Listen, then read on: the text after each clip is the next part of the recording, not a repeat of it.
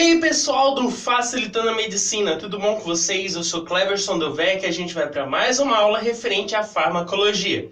Então se você quiser receber mais informações, se inscreve no canal e deixa seu joinha e vamos ao que interessa. Hoje vamos falar dos agentes anticolinesterásicos referente aos seus efeitos adversos. Mas antes de tudo, a gente tem que relembrar qual a ação dos agentes anticolinesterásicos. Isso é muito simples. É só lembrar do vídeo passado. O que a gente falou? Que os agentes anticolinesterásicos vão estar induzindo a maior concentração da acetilcolina no seu local de sinalização, ou seja, ali nos órgãos onde ele vai se ligar ao receptor e vai fazer sua ação.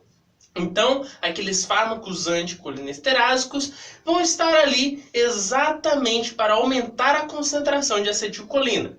Agora você pensa, para que eu vou usar então um fármaco anticolinesterase? Principalmente em situações ou patologias ali, fisiopatologia, que a acetilcolina está em baixa concentração por algum motivo. Então, como a acetilcolina está em baixa concentração, esse neurotransmissor, eu utilizo um fármaco anticolinesterase para induzir o aumento da concentração da acetilcolina. E assim eu vou, de certa forma, melhorar aí o quadro clínico do paciente. Agora, quanto aos efeitos desse fármaco, a gente pode falar que, primeiro, de efeito geral, uma visão geral, a gente observa que ele vai induzir, de certa forma, a ação dos receptores muscarínicos nos órgãos que apresentam grande quantidade desses receptores. Por quê? Porque os fármacos anticolinesterásicos, eles aumentam a concentração de acetilcolina e a acetilcolina vai se ligar a esses receptores muscarínicos e vai realizar a sua função. Então, de certa forma, aqueles fármacos que apresentam, aqueles órgãos que apresentam grandes concentrações do receptor muscarínico vão sofrer, de certa forma, aí, uma ação direta desse fármaco anticolinesterase. Outra ação também seria sobre o próprio sistema nervoso central. Por quê? Porque esse fármaco ele pode levar a um estímulo ou, em alguns casos, a inibição. Porque no sistema nervoso central existem receptores colinérgicos. E ali, ao ligar a esses receptores, eu posso induzir uma ação. Porém, isso é mais raro, é mais difícil disso acontecer, porque não são todos os fármacos que são capazes de atravessar essa barreira, a barreira hematoencefálica, que vai estar ali protegendo o nosso sistema nervoso central.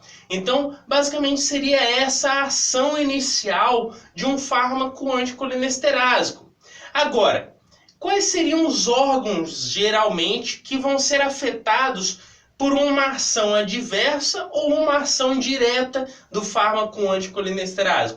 Podemos citar o trato urinário, o trato gastrointestinal, ali o nosso sistema cardiovascular, também os olhos, as glândulas secretoras como a sudorípara, as salivares, e vai estar envolvendo todos esses órgãos que apresentam os receptores.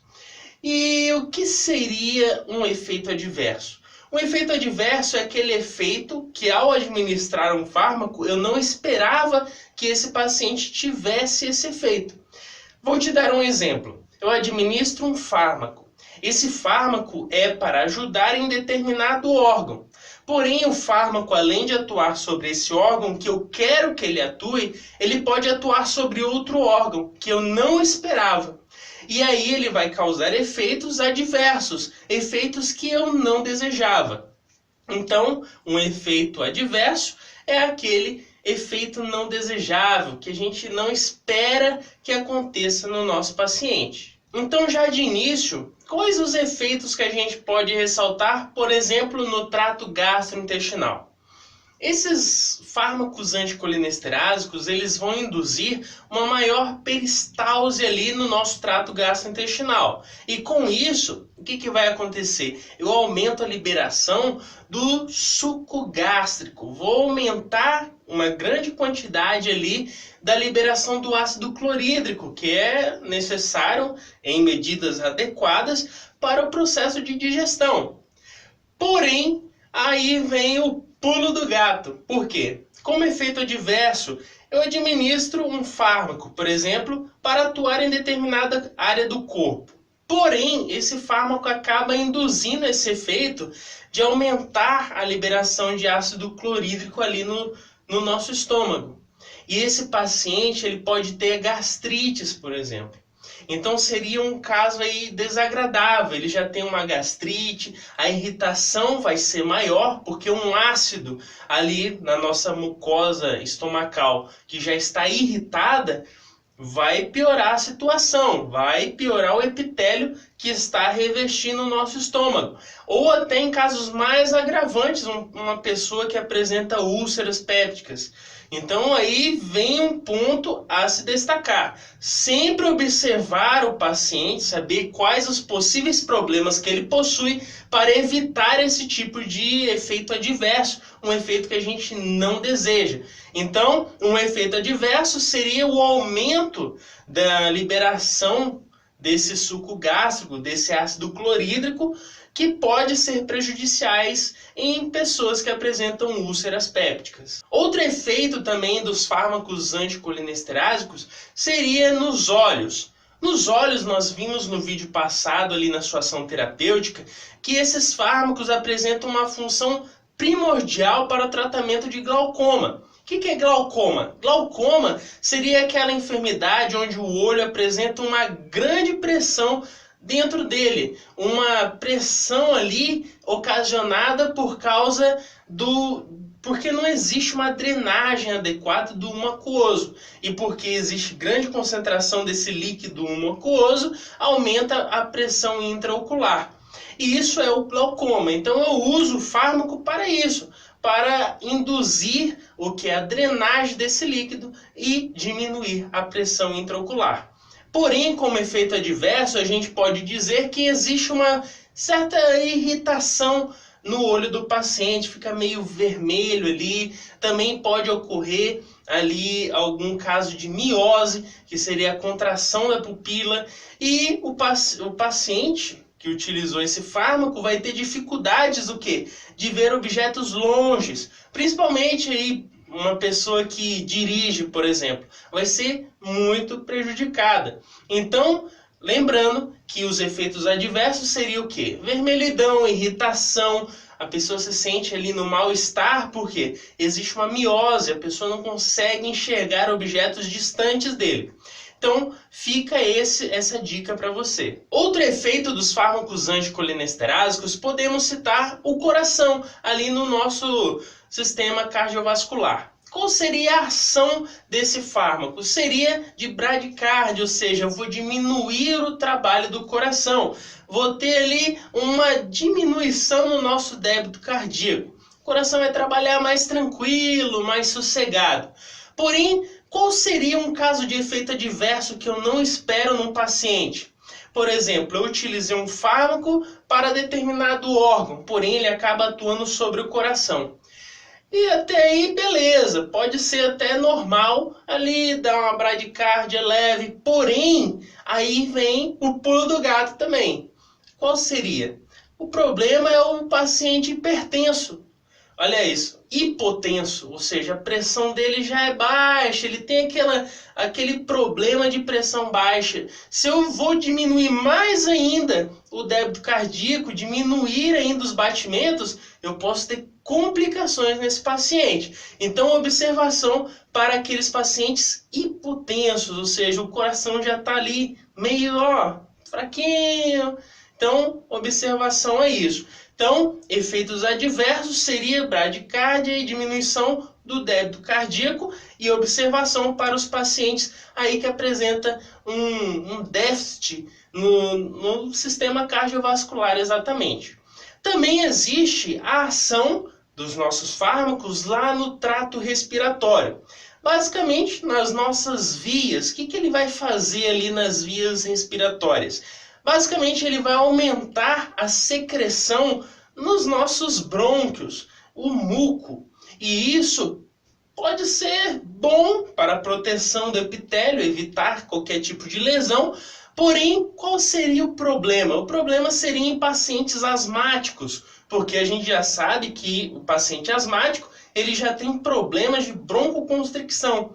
Esse broncoconstricção existe um menor diâmetro de passagem de ar pelos tubos ali, né, os nossos brônquios, os bronquíolos, por onde vai passar o oxigênio. Então o paciente asmático já tem uma redução do diâmetro onde vai passar o oxigênio. Agora, ainda existe muco ali ou secreção, o problema vai ser pior, vai ter uma maior obstrução ainda. É algo que eu não desejo para esse tipo de paciente. Então, como efeito adverso, é bom observar o possível efeito dessa liberação de secreção para pacientes com asma.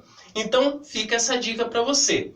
E também ainda podemos destacar a ação dos fármacos anticolinesterásicos lá na bexiga, no nosso trato urinário, que basicamente vai ser uma maior indução ou ação do nosso músculo liso existente na bexiga.